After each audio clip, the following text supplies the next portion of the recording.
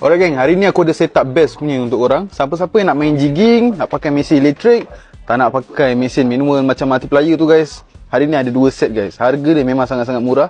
Harga bawah RM2,000 korang dah boleh pakai mesin elektrik dan korang boleh buat main bottom, main sotong, nak main jigging pun boleh, tak ada masalah guys. Jadi dekat sini kita ada mesin Leobreeze 200JL daripada Daiwa dengan Benex Skygun size 300C. Dua-dua mesin ni second hand dan korang akan dapat rod yang baru. Jadi guys, kat sini korang boleh tengok harga dia. Aku dah siap-siap tulis. Jadi sebelum aku tunjuk barang ni lebih detail, kita boleh post satu Malaysia. Kalau korang nak datang kedai, alamat kedai dekat atas. Nak beli, nak log, korang boleh PM kita pada nombor yang tertera. Jadi guys, yang pertama, Daiwa Leobreeze 200JL ni, ni second hand guys.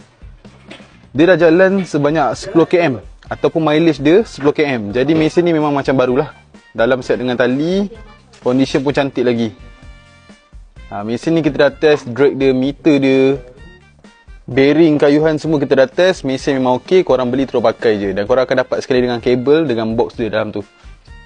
So guys, untuk yang Daiwa Leobreeze 200JL ni, harga dia satu set dengan rod RM2,000, harga boleh nego. Untuk rod pula guys, rod ni korang boleh buat main jigging, bottom boleh, nak main sotong pun boleh. Bahagian depan 70% rod ni, dia lembut guys. Kalau korang tengok action dia ni, lembut sikit.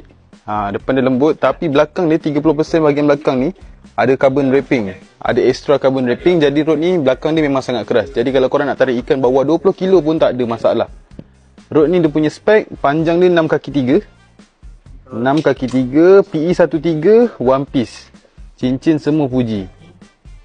Tu, cincin dia semua Fuji. Dan rod ni dia punya jig weight ataupun berat umpan yang sesuai 80 gram hingga 300 gram. Jadi kalau korang ada pakai jig yang saiz 80 gram hingga 300 gram, korang boleh pakai rod ni. So harga dia RM2,000 untuk Daiwa Leobreeze 200JL. Yang kedua, kalau korang nak murah sikit, kita ada Benex Skygun saiz 300C. Ini pun sama juga, mileage dia dah jalan 10km. Dan kayuhan kanan dapat siap dengan tali. Mesin pun kita dah test, memang tune lagi. Condition pun cantik guys.